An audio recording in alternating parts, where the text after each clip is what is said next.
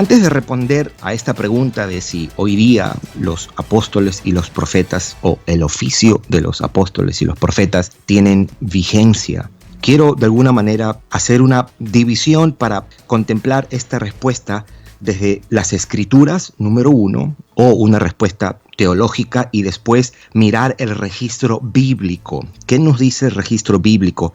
Para tener más un fundamento respecto a si es vigente hoy el oficio de un apóstol y el oficio de un profeta. Para empezar, la naturaleza del oficio de los apóstoles y los profetas de acuerdo a la Biblia.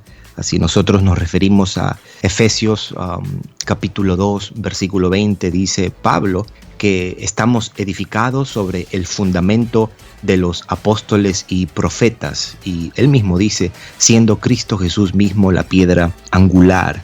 Lo que Pablo estaba diciendo es que la naturaleza del oficio de los apóstoles y profetas era fundacional. En otras palabras, ellos establecieron el fundamento de la iglesia. Ahora, ¿en qué sentido ellos establecieron el fundamento? Porque la misma Biblia dice que Jesús es el fundamento de la iglesia en 1 Corintios capítulo 3, versículo 11. Bueno, ellos de alguna manera establecieron el fundamento de la iglesia a través de las enseñanzas de los escritos que ellos nos dejaron acerca de la persona y la obra de nuestro Señor Jesucristo. En otras palabras, Cristo es el fundamento de la iglesia y fue puesto por los apóstoles y los profetas en las enseñanzas y en los escritos que ellos nos dejaron en el Nuevo Testamento. Eso para establecer la naturaleza de este oficio, de este rol que Dios le dio a estos hombres. Lo segundo que debemos decir era, o es más bien, ¿cuáles eran los requisitos? ¿Cuáles eran los criterios para escoger a un apóstol o quién debía ser un apóstol?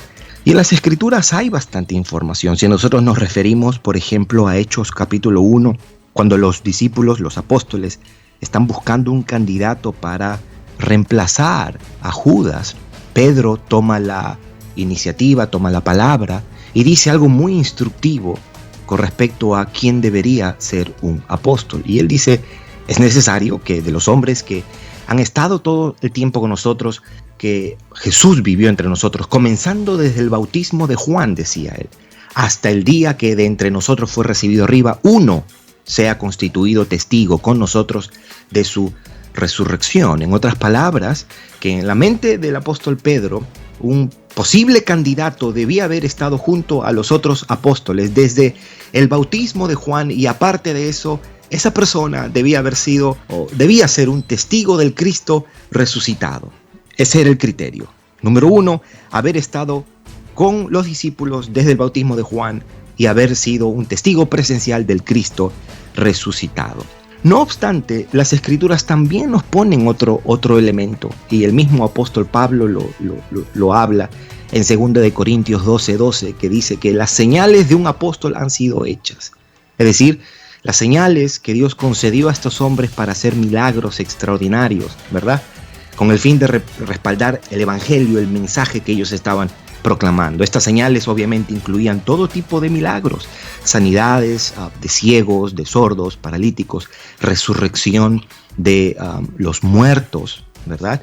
Ahora, debo aclarar esto también, que el apóstol Pablo, en ese sentido, aunque no fue de los apóstoles originales, su llamado fue único en su especie, porque él no fue parte de estos 12, pero fue apóstol a los gentiles y recibió su llamado a través del mismo Señor Jesucristo. Él lo cuenta esto en Gálatas 1, y él también reconoce porque a él se le apareció Cristo camino a Damasco, de acuerdo a Hechos capítulo 9. Tomando esto como referencia de cuál era la naturaleza del oficio de un apóstol y profeta y cuáles eran los requisitos, en este caso de los apóstoles como tal, haber estado con Cristo, haber sido testigo del Cristo resucitado y tener consigo las señales que legitimaban o autenticaban el mensaje y el mensajero, ¿verdad? Nosotros, por una cuestión cronológica, deberíamos excluir la posibilidad de apóstoles y profetas hoy día. Yo había dicho que quería dar primero el argumento bíblico, pero también podemos referirnos a un argumento histórico, que también Uno de ellos lo podemos encontrar en las Escrituras. Por ejemplo, en el capítulo 12 del libro de Hechos, nosotros vemos que el rey Herodes manda a matar a Jacobo. Pero en el capítulo 12, el resto, el capítulo 13, el 14, nosotros no vemos a los apóstoles reemplazando a Jacobo. Si el oficio de un apóstol debía continuar, entonces los demás apóstoles debieron haber reemplazado a Jacobo. Si los apóstoles debían seguir vigentes en la iglesia, entonces ellos debieron haberse reunido, debieron haber buscado un candidato, mirar los requisitos de este candidato y debieron haberlo puesto en lugar de Jacobo, pero ellos no lo hicieron. Y eso es para nosotros muy instructivo.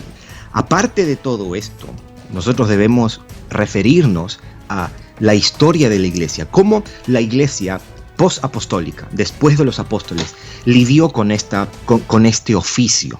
Y es también instructivo tomar en cuenta primero de que ninguno de los líderes después de Pedro, Pablo y Juan, llamémosle Policarpo de Esmirna, Ignacio de Antioquía, ninguno de ellos se llamaron a sí mismos apóstoles. El título que ellos tenían era obispos, ¿verdad? Así se llamaron todos los líderes de la iglesia.